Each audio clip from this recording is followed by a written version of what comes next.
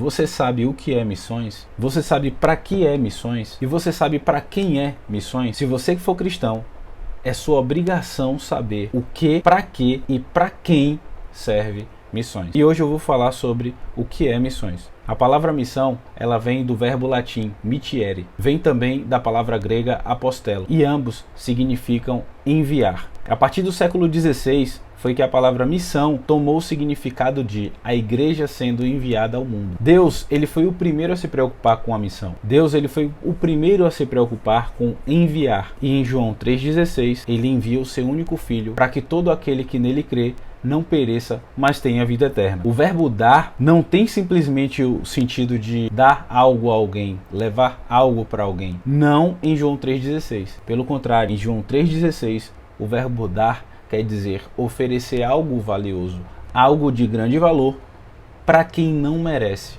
Missões é a obra de Deus dada à igreja para que todo aquele que confesse a Cristo, todo aquele que aceite a Jesus Cristo, que busque seguir os seus passos, possam ter acesso à vida eterna, possam ter acesso à graça, que é um favor imerecido, pois não merecemos, mas nos foi concedida. Jesus, em Mateus 10,14, ele chama 12 discípulos para que pudessem anunciar as boas novas do Evangelho aos perdidos da casa de Israel, ou seja, apenas aos judeus. No entanto, a missão de Deus era muito maior do que os judeus. A missão de Deus era que também os gentios fossem alcançados. Gentios vem da palavra gen, do latim, que significa família.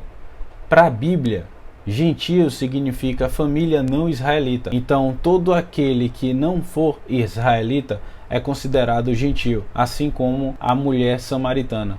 Em Atos 13,46, Jesus diz que o evangelho do reino será pregado e falava de um reino espiritual. Mas aí perguntaram a ele, para quem é esse reino? E ele respondeu, esse reino é para os pobres, mas não para os pobres materialmente falando, mas sim para os pobres espirituais. E pobre espiritual é todo aquele que reconhece a sua miserabilidade na alma. É todo aquele que sabe que é miserável e que precisa de Deus e que precisa de Jesus Cristo. É possível que um rico seja pobre, espiritualmente falando. E o reino de Deus também é para o rico, pobre de espírito. Pobre de espírito é aquele que reconhece que precisa de Jesus, que precisa de Deus. Jesus expõe que o evangelho do reino será pregado a todas as nações.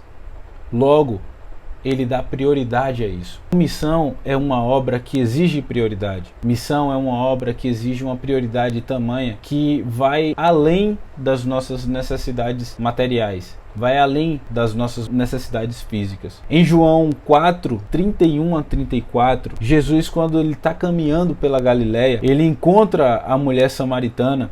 E enquanto os seus discípulos eles saíam em busca de comida, saíam em busca de pão, Jesus ele se preocupa com a mulher samaritana. Ele se preocupa em fazer contato com a mulher samaritana e não buscar algo para comer. E a Bíblia diz que todos eles estavam famintos.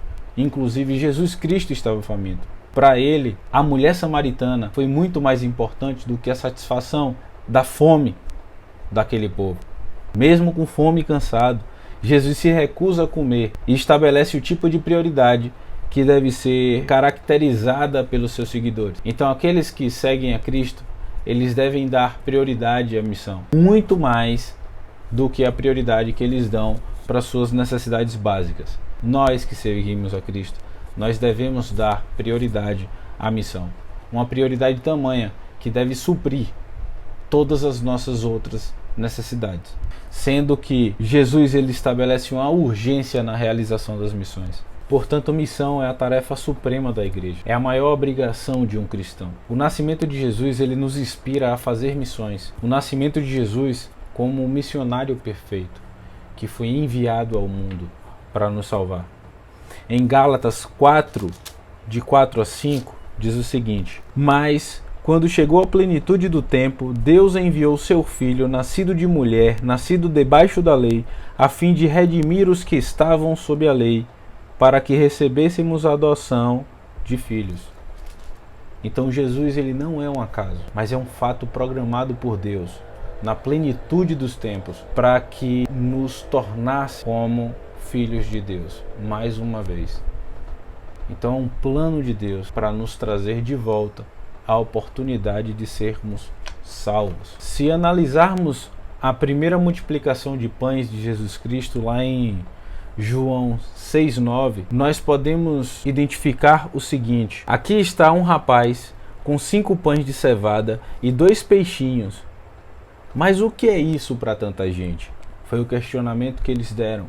Aquele menino, aquele rapaz, entregou tudo que ele tinha, só que tudo que ele tinha era pouco para tanta gente. Avaliando essa multiplicação, nós podemos extrair a insuficiência humana de saciar a nossa fome espiritual. E só através de um milagre nós podemos sermos saciados espiritualmente falando. Só quem coloca nas mãos do Senhor, só quem entrega tudo o que tem ao Senhor, mesmo que seja pouco, só essas pessoas alcançarão um milagre. Só essas pessoas serão saciadas, que foi o que eles fizeram. Missão é um milagre de Deus, e só quem coloca o pouco que tem nas mãos de Deus enxerga um milagre.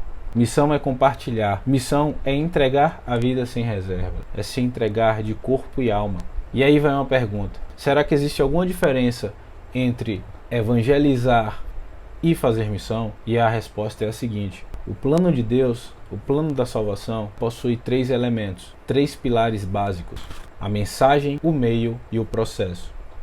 Ou seja, a mensagem é o evangelho, o meio é missões e o processo é a evangelização. Então, missão e evangelização são 2 coisas distintas, mas que estão interligadas. Para aquele que serve a Cristo, missão e evangelização são distintos, mas interligados. Ao passo que evangelização é a proclamação da mensagem da cruz, a missão é a disponibilidade, a entrega para anunciar a mensagem da cruz. Próximo vídeo eu vou falar sobre para que servem missões.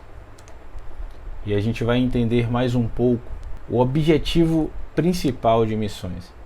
Agradeço a todos. Compartilhe esse vídeo para quem vocês acham que precisam. E se vocês puderem, segue nosso canal. E um abraço.